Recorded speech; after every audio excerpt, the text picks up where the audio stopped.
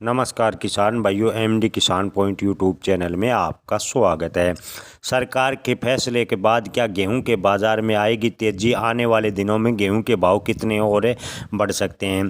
किसान भाइयों, आपको बता दें कि भारतीय खाद्य निगम यानी एफसीआई ने खुले बाज़ार में जो बिक्री योजना के तहत इस साल गेहूं की नीलामी थी वो समाप्त कर दी है।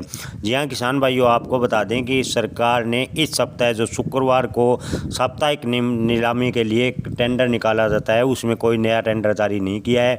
यानी सरकार अब खुले में गेहूं की बिक्री नहीं की करेगी। जी हाँ किसान भाइयों, साप्ताहिक ई नीलामी में एफसीआई ने कुल 3 मिलियन टन से 2.97 मिलियन टन गेहूं बेचा है, जबकि आपको बता दें कि सरकार ने 2024 में 10 मिलियन टन गेहूं खुले बाजार में बेचा था। लेकिन इस बार बिक्री कम हुई है। हर हफ्ते 1 लाख टन गेहूं नीलामी के लिए पेश किया गया था, लेकिन बाद में सरकार ने 5 लाख टन तक कर दिया। लेकिन आपको बता दें कि सरकार ने अब नया टेंडर जारी नहीं किया है। उसके बाद से गेहूं के भाव में एक बार फिर तेज़ी बनी है। जी हाँ किसान भाइयों, आखिरी नीलामी आपको बता दें कि उत्तर प्रदेश, कर्नाटक, पश्चिम बंगाल, असम और हरियाणा में गेहूं के न्यूनतम समर्थन मूल्य जो पिछले सप्ताह की तुलना में 10 से लेकर 150 रुपये प्रति क्विंटल तक की तेज़ी सरकार के फैसले के बाद देखने को मिली। किसान भाइयों, इसके अलावा तमिलनाडु, तेलंगाना और केरल में अधिकतम बोली में 60 रुपये प्रति क्विंटल तक की तेज़ी हुई। गेहूं उत्पादक राज्यों में नीलामी की अधिकतम बोली आपको बता दें कि 2550 से 3020 रुपये प्रति क्विंटल के बीच कल देखने को मिली, जिसमें मध्य प्रदेश में और उत्तराखंड में 3020 रुपये प्रति क्विंटल तक कल गेहूँ की नीलामी की बोली रही। हालांकि जम्मू कश्मीर में सबसे ऊँची बोली 3275 रुपये प्रति क्विंटल दर्ज की गई। पंजाब और हरियाणा में उच्च मंडी और उपकरण के बाद आटा मिलें अपनी अधिकांश अनाज की आवश्यकता राजस्थान व अन्य राज्यों से पूरी करने में लगी हुई है। हरियाणा में एक सप्ताह के अंदर अधिकतम बोली में 570 रुपये प्रति क्विंटल की गिरावट आई थी, लेकिन सरकार के फैसले के बाद एक बार फिर गेहूं में के भाव में तेज़ी लौटी है। हरियाणा में गेहूं के भाव 2900 रुपये प्रति क्विंटल आ गए हैं, तो वहीं पंजाब में भी गेहूं के भाव 2900 रुपये प्रति क्विंटल को पार कर गए हैं।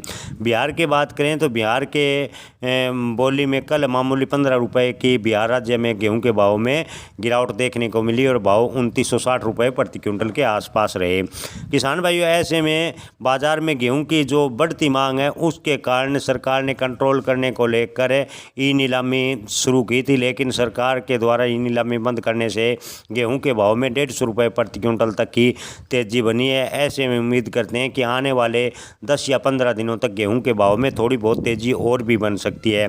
वर्तमान में गेहूं उत्पादक राज्यों में गेहूं के न्यूनतम समर्थन मूल्य है यानी एमएसपी से ऊपर भाव चल रहे हैं। सरकार कई राज्यों में बोनस भी दे रही है, लेकिन आपको बता दें कि निजी व्यापारी बाजार में सक्रिय हैं, अधिक मात्रा में गेहूं खरीद रहे हैं। सरकार को उम्मीद है कि मध्य प्रदेश और राजस्थान द्वारा घोषित बोनस से गेहूं की खरीदी को बढ़ावा मिलेगा।